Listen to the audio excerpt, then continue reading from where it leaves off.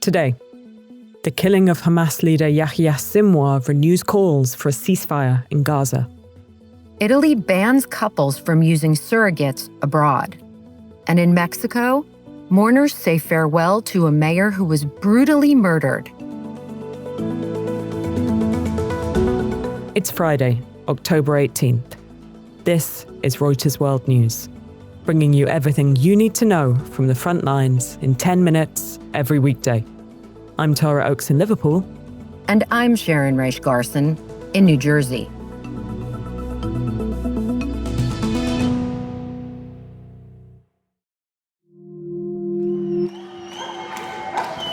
Celebrations in Israel after news of the killing of Hamas leader Yahya Sinwar. Sinwar was a mastermind of the October 7th attack that triggered the Gaza war. In a video released by the Israeli military, a figure identified as Sinwar is tracked by a mini-drone as he lies dying in the ruins of a building. Sitting slumped in a chair covered in dust, the video shows him throwing a stick at the drone in an apparent act of desperation. The Israeli troops involved were apparently initially unaware that they had caught their country's number one enemy. Reactions have flooded in from across the globe, with many in the West celebrating his death. Sinwar was the leader of a terrorist organization, the terrorist organization of Hamas. And the United States, Israel, and the entire world are better off as a result. If he has died, I personally will not miss him. But also calling for this moment to be an opportunity for a ceasefire. His State Department spokesperson Matthew Miller. We believe it is an opportunity to try and bring an end to this war, and we're determined to try and seize that opportunity. Israeli Prime Minister Benjamin Netanyahu says the war in Gaza is not over and that Israel will continue until its hostages are returned. James Mackenzie is our bureau chief for Israel and the Palestinian territories. James, what happens now with Hamas? Who could their new leader be? It's still very early to say that, and it's also early to say whether the same role will be recreated. Sinwar was appointed political and sort of military, the overall leader of Hamas after the assassination of the political leader, Ismail Haniyeh, in Tehran in July. Sinwar's appointment as his successor was sort of seen as a sign that Hamas was really doubling down on its strategy of fighting this war against Israel, because Sinwar, a very notable hardliner. Possibly there'll be a leader inside Gaza, another one outside, a political leader and a military leader. That's all still to be decided. Could Sinwar's death actually exacerbate fighting in the region?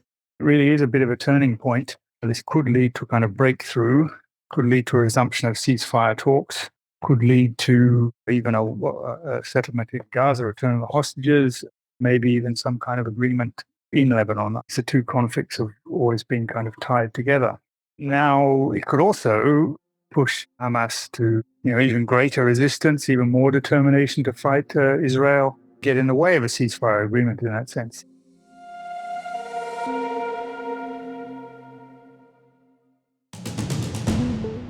Donald Trump is blaming Ukrainian President Volodymyr Zelensky for starting the war with Russia. The comment on the PBD podcast suggests Trump is likely to radically shift US policy on Ukraine if he wins the presidential election. Meanwhile, President Biden is pledging an additional $425 million in military aid to Ukraine. He's in Berlin for a quick trip to discuss Russia's invasion of Ukraine with the leaders of Germany, France, and the UK. The visit comes as Kyiv is urging its Western allies to take action to end the war. The US Department of Justice has indicted an Indian ex-spy, alleging he directed a foiled plot to murder a Sikh separatist in New York City. The indictment comes amid the diplomatic row between India and Canada, which has seen both countries kicking out the other's diplomats over allegations that India is targeting Sikhs in North America. The initial investigation into the death of One Direction star Liam Payne reveals a hotel room in total disorder, including bottles of medication and smashed items. Authorities say there's no evidence of a third party being involved.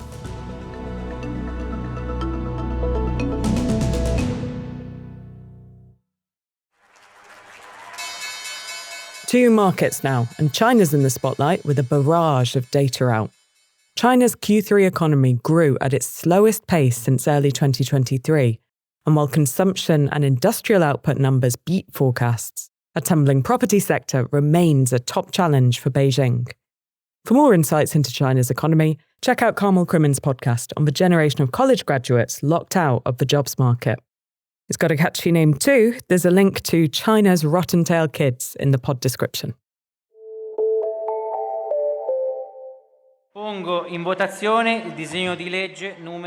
Italy's parliament passing an anti-surrogacy law, banning couples from travelling abroad to do it. Activists say the law targets LGBTQ families.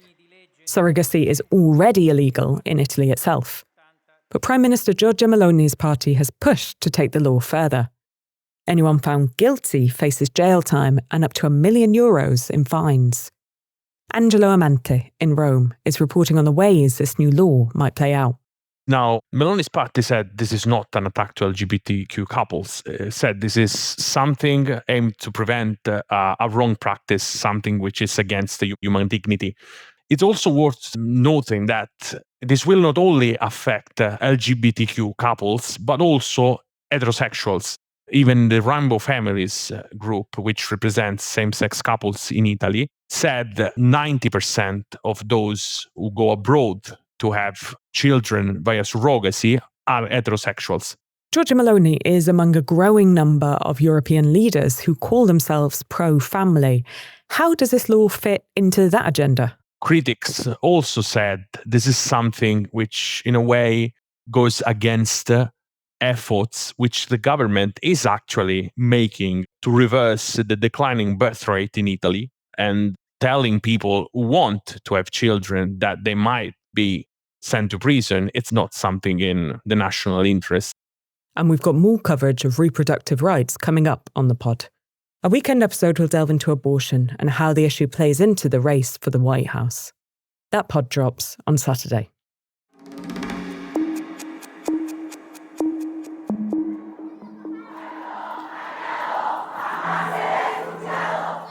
Hundreds of mourners fill the streets of Chilpancingo, paying their respect for slain Mayor Alejandro Arcos. He's the first of 2 city leaders murdered in the Mexican state of Guerrero this month. The grisly deaths have highlighted cartel violence that cripples daily life in some regions. There have been more than 1,200 murders in Mexico in the 2 weeks since President Claudia Sheinbaum took office. Our Mexico politics reporter Cassandra Garrison traveled to Chilpancingo. Because this was such a shocking incident, there was a really beefed up security presence there. So we saw a lot of National Guard on the street, a lot of police out and about. I spoke to a 30-year-old woman named Dorelli Vega, who was the mother of a 1-year-old child. She had become so emotional when we were talking about what daily life was like for her there. I felt compelled to ask if she would ever move somewhere else. And she said to me, No, porque mis papás son de aquí. No, my family, everything I know is here. People don't feel like they should have to leave their home. What they want is change. They're tired of these crimes going unprosecuted, unsolved. So, Claudia Sheinbaum has been president for less than a month. How might these recent murders inform her approach to this problem? She has a monumental lift ahead of her. There's a lot about her plan that rings familiar to her predecessor, López Obrador. And a lot of people really don't think that it worked. He faced a lot of criticism for being too soft on organized crime. So she has to walk a fine line between controlling the violence, but also not confronting the organized crime organizations in a way that provokes a turf war, basically. And it's not an easy task in Mexico.